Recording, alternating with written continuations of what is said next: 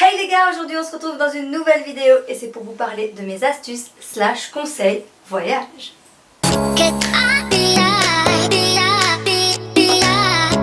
Pour cette vidéo, j'ai donc 10 conseils / astuces à vous présenter. Donc la première, c'est l'historique météo. Il est important que la période choisie soit favorable et pour ça, j'ai 2 sites internet à vous proposer. Le premier, c'est quandpartir.com. Donc c'est un site internet qui recense la moyenne des températures. Et pas seulement, il vous dit également si c'est favorable ou pas de partir dans tel ou tel pays. Le deuxième site internet, c'est, je ne sais plus, historique-météo.net. Donc celui-ci par contre, il recense l'historique météo des années précédentes. Donc là c'est génial parce que vous avez une vue d'ensemble sur ce qui s'est passé dans les précédentes années dans les pays dans lesquels voilà, vous voudriez vous rendre en voyage. Donc ça c'est vraiment top. Donc pour vous donner un petit exemple, si vous décidez de partir à LA en mars 2020, voilà, il recense mars 2019, 2018, 2017 pour voir une vue d'ensemble, donc si c'est favorable ou pas. C'est 2 sites internet super importants je trouve. Donc le deuxième point, c'est booker son billet d'avion à l'avance. Donc que vous réserviez via internet ou par agence, c'est important de réserver votre billet d'avion 3 à 6 mois à l'avance, je dirais. Nous avec Angie, on réserve toujours 6 mois à l'avance et on a toujours des très belles offres. Alors je parle pas du tout de last minute, on va mettre cette catégorie de côté, c'est vraiment, je parle vraiment des personnes qui ont vraiment un voyage à pronoter, qui ont vraiment des dates précises. Alors là le mieux c'est vraiment les 3 à 6 mois. Alors si comme nous, vous réservez votre billet d'avion de vrai feu, tu vois la vieille dans les tuches, c'était moi. Mamie Suze, excusez-moi, j'ai chaud. Si comme nous vous réservez votre billet d'avion via internet, il est important de savoir qu'il faut éviter de trop rafraîchir la page internet, que ce soit pour un billet d'avion ou pour un hôtel. Pourquoi? Parce qu'il y a ce qu'on appelle l'IP tracking, you know. Mon accent est parfait. Donc l'IP tracking c'est quoi? En fait c'est que votre adresse IP est enregistrée à chaque fois que vous rafraîchissez une page ou à chaque fois que vous allez sur un site internet. Ce qui fait que donc le billet d'avion ou l'hôtel est plus cher. Donc j'ai 2-3 petites choses à vous dire pour contourner un peu l'IP tracking. Alors la première, ça serait d'éteindre et de rallumer votre modem. La deuxième, ça serait d'effacer votre historique de recherche.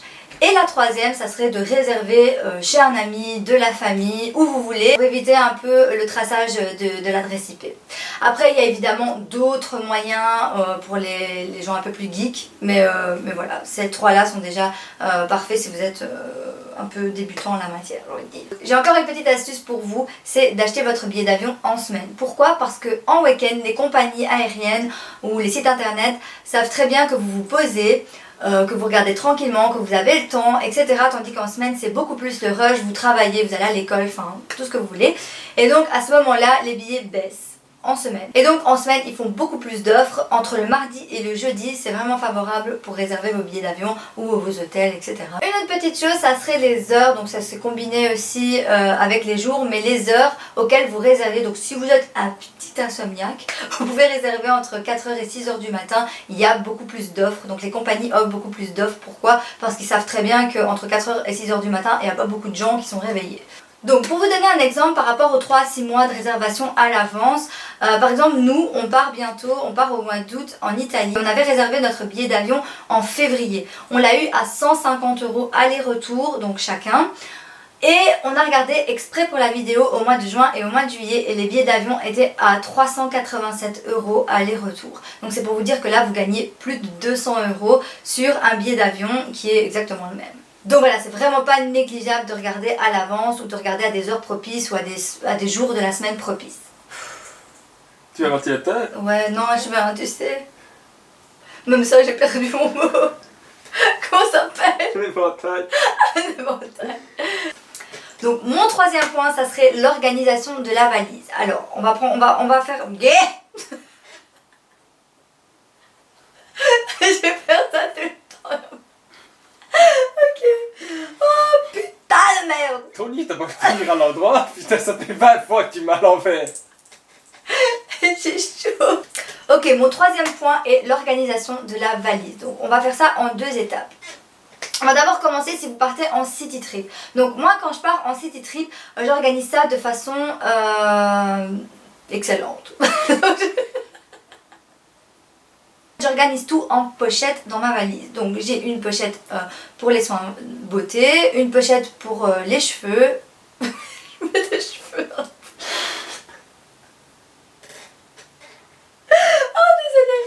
Donc j'ai une pochette pour soins cheveux, j'ai une pochette pour soins de la peau, beauté, etc. J'ai une pochette make-up. Je fais même des pochettes pour tout ce qui est sous-vêtements et maillots de bain.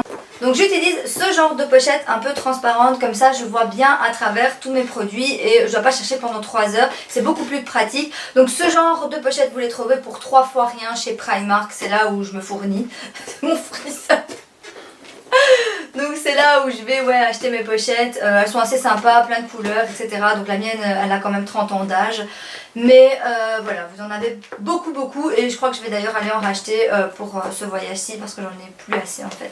Mais sinon elles sont bien pratiques. Ensuite en ce qui concerne les vêtements, je prépare mes looks à l'avance. C'est-à-dire que je crée mes tenues déjà d'avance. Si je sais que je vais partir 3-4 jours, mais je sais quel jour je vais mettre telle ou telle tenue. Donc voilà, je trouve que c'est beaucoup plus organisé comme ça et au moins vous prenez pas du superflu pour rien. Ok, donc ça c'était pour la petite valise. The gross valise! Yeah! Oh my god! Pour tout ce qui est vacances un peu plus longues, donc big voyage, etc. Donc j'utilise d'abord une grosse valise ainsi qu'une petite valise cabine.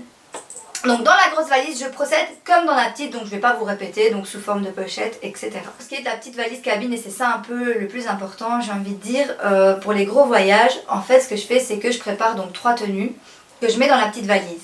J'ai aussi 3 paires de sous-vêtements et un maillot de bain, si c'est dans un voyage chaud évidemment. Donc t'as parlé pendant que je parlais.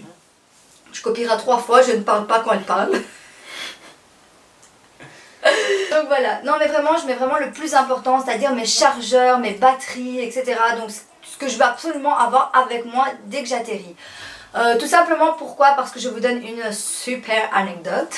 Donc en fait, nous on a fait Bali et Dubaï comme voyage. Donc c'est-à-dire on a fait Bruxelles, Dubaï, Bali et ensuite en revenant donc Bali, Dubaï, Bruxelles. Donc en fait ce qui s'est passé c'est que au retour on a fait une escale d'1 jour entre Bali et Dubaï. Ouais hein. Et pas entre... Si entre Dubaï et Bruxelles plutôt.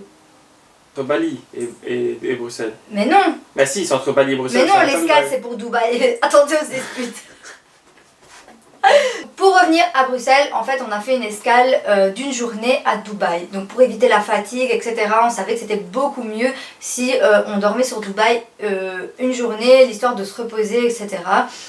Et en fait ce qui s'est passé c'est qu'on n'a pas pu récupérer notre valise en fait. Donc tout simplement on s'est retrouvés sans rien. Mais non! Heureusement que Tata Priscilla était là. Non, mais heureusement que voilà, j'avais pensé à vraiment mettre dans ma valise le plus important de quand vous atterrissez. Pourquoi? Parce que sinon on se serait retrouvé vraiment sans rien. Et donc c'est pour ça que voilà, c'est une petite astuce. Peut-être que tout le monde connaît, peut-être simpliste, mais vraiment pensez à mettre les choses les plus importantes dans la petite valise cabine que vous avez avec vous. Le 4e point serait manger léger. C'est un point un peu futile qu'on est censé savoir. Donc si vous partez le lendemain matin très tôt ou alors dans la journée plus tard, je vous conseille de manger léger la veille ou dans la journée. Pourquoi? Parce qu'avec le stress, tout ça, vous risquez d'être un peu dérangé. Si vous faites sur vous dans l'avion ou vous sortez de petites quiches, ça va pas être très sympa pour vous ni pour les autres. Donc voilà, veillez à manger un peu plus léger. Le 5e point, ça serait de charger vos appareils numériques. C'est un point un peu bête à dire comme ça, mais c'est vrai que parfois on peut parfois oublier de charger ses appareils photo, de la fatigue, de tout ce qu'on a fait dans la journée, etc. Mais chargez bien vos appareils numériques, vos batteries, vos chargeurs. C'est important aussi d'avoir un chargeur portatif car par exemple si vous prenez l'avion avec Ryanair, il n'y a pas de prise USB pour charger vos appareils. Donc il est nécessaire d'avoir un chargeur portatif avec vous, croyez-moi. Le sixième point, ça serait le bien-être dans l'avion. Donc c'est vrai que l'air de l'avion assèche votre peau, donc il est quand même important de faire des masques quelques jours à l'avance. Je dirais même de faire un masque pendant le vol, donc pas si c'est un vol de 2 heures par exemple, mais si c'est un vol long courrier, c'est quand même intéressant et important de faire un masque pour sa peau. Donc vous avez maintenant les masques en tissu qui sont beaucoup plus pratiques que les masques en crème que vous devez rincer. Donc pour l'avion, les masques en tissu c'est le top. Donc vous avez par exemple Sephora ou Filorga qui proposent ce genre de masque. Donc vous en trouvez un peu partout. Donc je trouve ça quand même pas mal pour éviter d'assécher la peau et ensuite vous mettez votre crème hydratante comme d'habitude. Aussi je vous conseille de beaucoup boire de l'eau. En l'occurrence, pour bien vous hydrater autant de l'intérieur que de l'extérieur. Le septième point, c'est bien organiser ses journées. Tout d'abord, il faut faire un planning de vos visites et activités que vous allez faire pendant votre séjour. Donc c'est beaucoup plus pratique comme ça. Ensuite, vous répartissez vos visites et activités selon vos journées. N'oubliez quand même pas d'intercaler des jours off, c'est-à-dire des jours plage, détente. Voilà, par exemple, nous on organise nos journées comme ça. Donc on fait, voilà, par exemple 1 ou 2 jours visite et ensuite on fait une journée complètement détente. Alors il n'est pas interdit de mettre de la détente dans vos journées visites. On fait pas que des visites toute la journée non plus. Voilà, ça reste quand même des vacances un peu posées. N'oubliez quand même pas de suivre un ordre logique, ça c'est quand même important. En vous donnant un exemple, si je loge à Capri, je ne vais pas aller visiter Pompéi qui est beaucoup plus loin. Capri est une île, donc je vais visiter Pompéi lorsque je serai à Positano, c'est beaucoup plus logique. Mon huitième point, ça serait de sélectionner plusieurs restaurants. Donc je vais appeler ça des restaurants un peu dits secours. Pourquoi? Parce que si un resto est fermé ou un resto est en congé, vous savez vous rabattre sur d'autres restaurants que vous avez sélectionnés. Pour vous donner une petite anecdote, mes parents sont partis à Rome, donc Angelo a entièrement organisé le voyage au niveau des circuits, etc. Et c'est ce qui s'est passé en fait là-bas. Il y a eu 1 ou 2 restaurants qui étaient soit fermés, soit en congé. Et heureusement, ils ont pu se rabattre sur d'autres restaurants qu'Angelo avait noté. Pour éviter d'aller dans des restos à touristes ou voilà, des restos qu'ils ne connaissaient pas du tout. Voilà, on ne sait jamais si c'est bon ou pas. Alors que nous, on vérifie toujours tout. Donc l'avant-dernier point serait les vaccins. Dans certains pays, il est important, voire requis, de se faire vacciner. J'ai quelques petits conseils à vous donner par rapport à ça. Donc surtout ne vous renseignez pas sur internet par rapport aux vaccins parce qu'ils vont vous sortir une liste de vaccins à faire alors qu'il y en a qui sont pas du tout à faire, pas du tout importants. Renseignez-vous plutôt chez votre médecin traitant qui s'y connaît beaucoup plus sur le sujet. J'ai un petit bonus pour vous également. C'est pas un truc hyper dingue. Le Mustimug. Le Mustimug qui nous a suivis partout, donc c'est le Spray Tropical Max. Donc c'est celui-là qu'on a utilisé tout le long de nos vacances à Bali. Et je dois vous avouer aussi, où ici les périodes où il a fait un petit peu caniculaire et où les moustiques se promenaient, je l'ai réutilisé, honnêtement il est top. Mais tu te prends de trop avant. Ah ouais? Ouais. Bah dis-le. Ouais, je te le dis. Donc le dernier et 10e point serait la devise et taux de change. Donc pour le taux de change, vous pouvez vous renseigner auprès de votre banque ou auprès des bureaux de change. Je dois vous dire aussi qu'auprès des bureaux de change, il y a moyen que vous ayez un très bon taux. Donc renseignez-vous bien de ces deux côtés. Pour la devise, je vais vous expliquer aussi comment éviter les frais bancaires. Donc j'ai une petite astuce pour vous. Dans un premier temps, je vous dirais d'aller vous renseigner à votre banque s'il n'y aurait pas des avantages ou des offres quelconques. Par exemple, je sais qu'il y a moyen qu'il y ait des avantages pour les personnes qui ont moins de 26 ans. Mais ça, c'est à vérifier donc auprès de votre banque. Lorsque vous partez en voyage avec votre carte de banque basique, vous avez des frais, donc des frais externes liés à votre banque. C'est-à-dire que vous avez des frais de change ainsi que des frais de retrait au distributeur. Comment éviter les frais bancaires en voyageant? Je vais vous donner un peu une petite astuce. L'astuce serait de ouvrir un compte en banque en ligne via une banque en ligne. Donc ici je vais vous proposer, il y en a plusieurs mais moi je vais vous proposer la Number 26, donc N26, c'est celle qu'on a faite avec Angelo. Donc la N26 c'est quoi? C'est une carte allemande en fait, d'une banque allemande. Donc elle se présente comme ceci. Donc on la voit pas trop mais bon, elle se présente comme ceci, mon doigt devant. Donc ouais non. Donc elle se présente un peu comme ça, donc elle est transparente. Elle est garantie par la BCE. La BCE, c'est quoi? C'est la Banque Centrale Européenne. Quels sont les avantages de cette carte? C'est qu'elle est totalement gratuite. Donc vous ouvrez un compte sans frais. Ensuite, vous avez droit à 5 retraits par mois gratuits. Donc au-delà de ces 5 retraits, vous devez payer 2 € de supplément par retrait. Hors UE, vous avez des frais de 1,7% sur le montant retiré. Par contre, ce qui est totalement génial, c'est que ce soit en Europe ou hors Europe, vous n'avez aucun frais si vous payez par Bancontact. Donc voilà les gars, on en a fini avec les 10 astuces / conseils pour vos voyages. J'espère qu'elle vous plaira et que vous avez appris certaines choses. Donc voilà, si pas, nous on se retrouve dans une prochaine vidéo. Tout sera en barre d'infos, toutes les informations que j'ai données seront en barre d'infos. Et je vous dis à très vite. Salut, ciao!